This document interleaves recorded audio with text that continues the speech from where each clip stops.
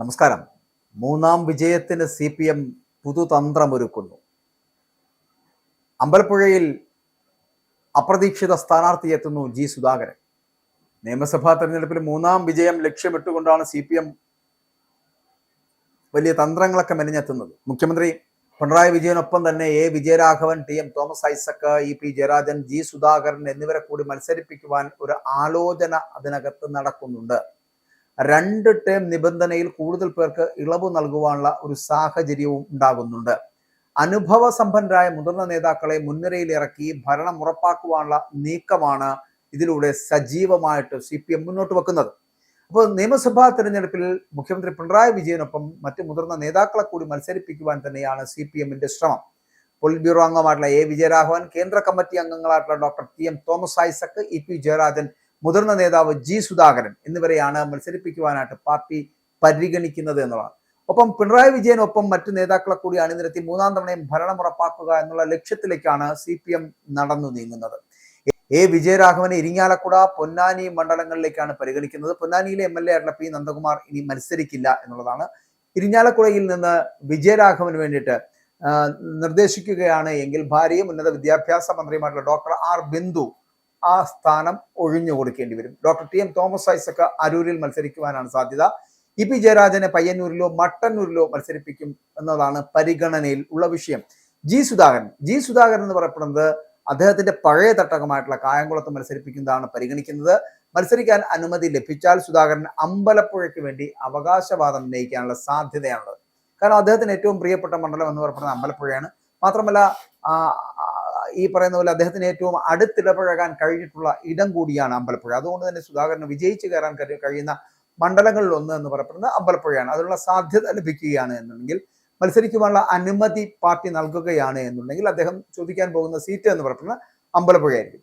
2026 കേരള നിയമസഭാ തെരഞ്ഞെടുപ്പിൽ Vijayaraghavan, TM Thomas Isaac, EP Jayarajan, G Sudhakaran എന്നുള്ള സ്ഥാനാർത്ഥിത്തെക്കുറിച്ച് നിലവിൽ ചർച്ചകൾ സജീവമായിട്ട് നടക്കുന്നു എന്നുള്ള കാര്യത്തിൽ തർക്കമില്ല. വിജയരാഘവൻ നിലവിലെ CPMന്റെ പോളിറ്റ് ബ്യൂറോ അംഗമാണ്. പാർട്ടി കേന്ദ്ര നേതൃത്വത്തിലാണ് അദ്ദേഹം കൂടുതൽ ശ്രദ്ധ കേന്ദ്രീകരിക്കുന്നത്. 2024 ലോക്സഭാ തെരഞ്ഞെടുപ്പിൽ പാലക്കാട് നിന്ന് മത്സരിച്ചുവെങ്കിലും അദ്ദേഹത്തിന് വിജയിക്കാൻ കഴിഞ്ഞില്ല. ഒന്നിൽ കൂടുതൽ പോളിറ്റ് ബ്യൂറോ അംഗങ്ങൾ നിയമസഭയിലേക്ക് മത്സരിക്കുന്നത് പലപ്പോഴും അപൂർവമായിട്ടുള്ള കാഴ്ചയാണെങ്കിലും മലബാർ മേഖലയിൽ പാർട്ടിയെ ശക്തിപ്പെടുത്തുവാൻ അദ്ദേഹത്തെ പോലൊരു മുതിർന്ന നേതാവ് വേണമെന്ന് പാർട്ടി തീരുമാനിച്ചാൽ വിജയരാഘവൻ സ്ഥാനാർത്ഥിയാകും എന്നുള്ള കാര്യത്തിൽ തർക്കമില്ല. 2021 നിയമസഭാ തെരഞ്ഞെടുപ്പിൽ CPMന്റെ 2ാം ടൈം നിബന്ധനയെ തുടർന്ന് മാറി നിൽക്കേണ്ടി വന്ന നേതാവാണ് ഡോക്ടർ TM തോമസ് ഐസക്. എന്നാൽ 2024 ലോക്സഭാ തെരഞ്ഞെടുപ്പിൽ അദ്ദേഹം പത്തനംതിട്ടയിൽ നിന്ന് മത്സരിച്ചിരുന്നുവെങ്കിലും അവിടെ പരാജയപ്പെടുകയായിരുന്നു. സാമ്പത്തിക രംഗത്തെ അദ്ദേഹത്തിന്റെ വൈദഗ്ധ്യം കണക്കിലെടുത്ത് സംസ്ഥാന ഭരണത്തിന്റെ ഭരണത്തിലേക്ക് എത്തപ്പെടുമ്പോൾ അദ്ദേഹത്തിന്റെ സാന്നിധ്യം അത് അത്യാവശ്യമാണ് എന്ന് പാർട്ടി വിലയിരുത്തി കഴിഞ്ഞാൽ പഴയ മണ്ഡലമായിട്ടുള്ള ആലപ്പുഴയിലോ അല്ലെങ്കിൽ അരൂരിലോ അദ്ദേഹത്തിന് മത്സരിക്കുവാനുള്ള സാധ്യതയുണ്ട്. കണ്ണൂരിലെ നേതൃത്വത്തിലെ സന്തുലനം ഉറപ്പുവരുത്തുന്നതിന് വേണ്ടിയിട്ടാണ് 2021 ടേം നിബന്ധനയായിട്ടുള്ള ടേം നിബന്ധനയെ തുടർന്ന് മാറി നിന്ന EP ജയരാജനെ വീണ്ടും മത്സരിപ്പിക്കുവാൻ വേണ്ടിയിട്ട് പാർട്ടി ഒരുങ്ങുന്നത്.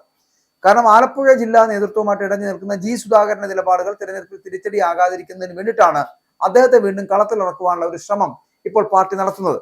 അങ്ങനെ മുതിർന്ന നേതാക്കളെ മത്സരിപ്പിക്കുവാൻ ആലോചിക്കുന്നതിലൂടെ CPMന്റെ സ്ഥാനാർത്ഥി നിർണയത്തിൽ ഇത്തവണ ചില പ്രധാന മാറ്റങ്ങൾ ഉണ്ടാകുമെന്നുള്ള കാര്യത്തിൽ തർക്കമില്ലാതായിരിക്കുന്നു. അപ്പോൾ തുടർച്ചയായിട്ട് 2 തവണ മത്സരിച്ചവർക്ക് സീറ്റ് നൽകില്ല എന്ന കർശന നിലപാടിൽ ഇത്തവണ ചില ഇളവുകൾ നൽകുകയും ചെയ്യും.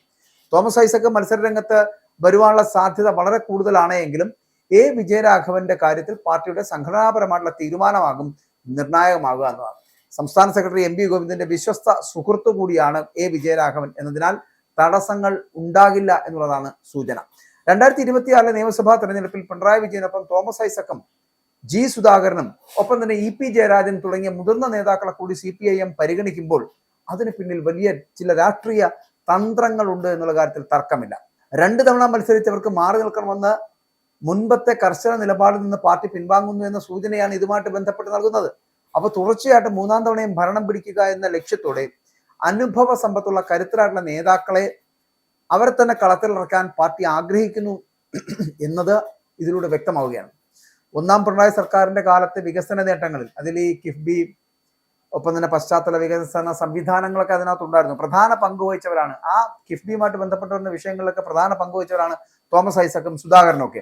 അപ്പോൾ ഇവരെ വീണ്ടും മുൻനിരയിൽ എത്തിക്കുന്നതിലൂടെ വികസന രാഷ്ട്രീയം സജീവമായിട്ട് നിലനിർത്തുവാൻ സാധിക്കുമെന്ന് പാർട്ടി കരുതുന്നുണ്ട്.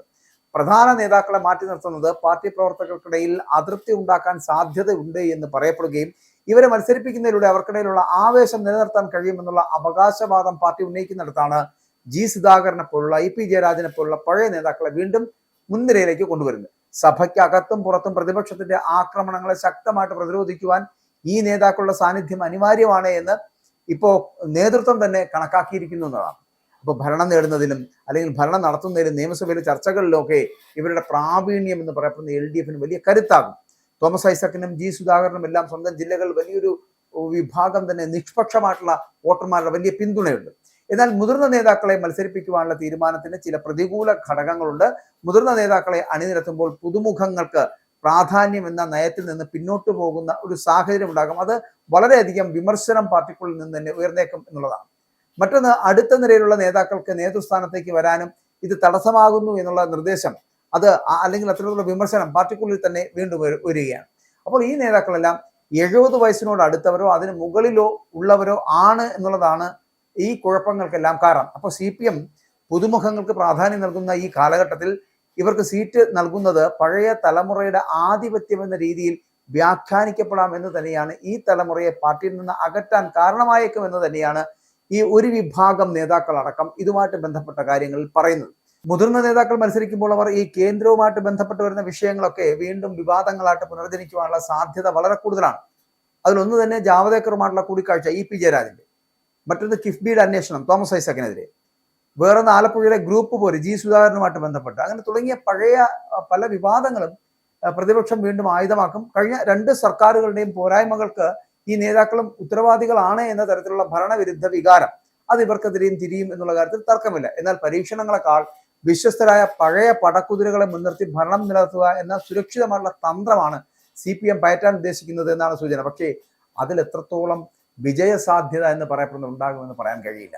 അത് ഇവരുടെ ആരാണെങ്കിലും, തോമസ് ഐസക് ആവട്ടെ, ജി സുധാകരനാകട്ടെ, അല്ലെങ്കിൽ പി ജയരാജനാവട്ടെ, ആരാണെങ്കിലും അത്തരത്തിൽ ഉള്ള സമീപനം സ്വീകരിക്കുന്നവരെ കഴിഞ്ഞ കുറച്ച് കാലങ്ങൾക്ക് ശേഷം പാർട്ടിയുടെ ഈ ഉത്തരവാദിത്തത്തിലേക്ക് കൊണ്ടുവന്ന് വീണ്ടും മൂന്നാമതൊരു ഭരണം തിരികെ പിടിക്കാൻ വേണ്ടിയിട്ട് ഇവരെ ശ്രമിക്കുന്നു, അല്ലെങ്കിൽ ഇവരെ കൊണ്ടുവരുന്നു, ഇവരെ ഉപയോഗിക്കുന്നു എന്ന് പറയുന്നിടത്ത് പൊതുസമൂഹത്തിനും ഒപ്പം തന്നെ ജനങ്ങൾക്കുമൊക്കെ വലിയ വിയോജിപ്പാണ് എന്നുള്ള കാര്യത്തിൽ തർക്കമില്ല. അതുകൊണ്ട് തന്നെ ഇവരെയൊക്കെ നിർത്തിയാൽ വിജയിക്കുമെന്ന് പറയുന്നതിനപ്പുറം യുവജനങ്ങളെ കൊണ്ടുവരൂ, വനിതകളെ കൊണ്ടുവരൂ, അവർക്ക് വലിയ സാധ്യതകൾ കൊടുക്കൂ. അത് CPM ആകട്ടെ, മറ്റു രാഷ്ട്രീയ പാർട്ടികളാണെങ്കിൽ ആരാണെങ്കിലും. അപ്പോൾ ഇവിടെ ഈ പറയുന്ന പലതരത്തിലുള്ള തന്ത്രങ്ങൾ മെനഞ്ഞുകൊണ്ട്, പാർട്ടിയെ വരുതിയിലാക്കുന്ന പലതരത്തിലുള്ള തന്ത്രങ്ങൾ മെനഞ്ഞുകൊണ്ട് മുന്നോട്ട് പോവുകയാണ് പിണറായിയുടെ ഈ സർക്കാർ.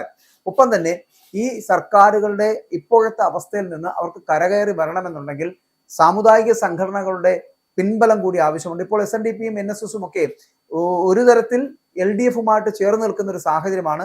അത് എത്രത്തോളം LDFന് മുതലാക്കാൻ കഴിയുമെന്നുള്ളത് ഈ തിരഞ്ഞെടുപ്പുകൾക്ക് ശേഷം മാത്രമേ നമുക്ക് പറയാൻ കഴിയൂ.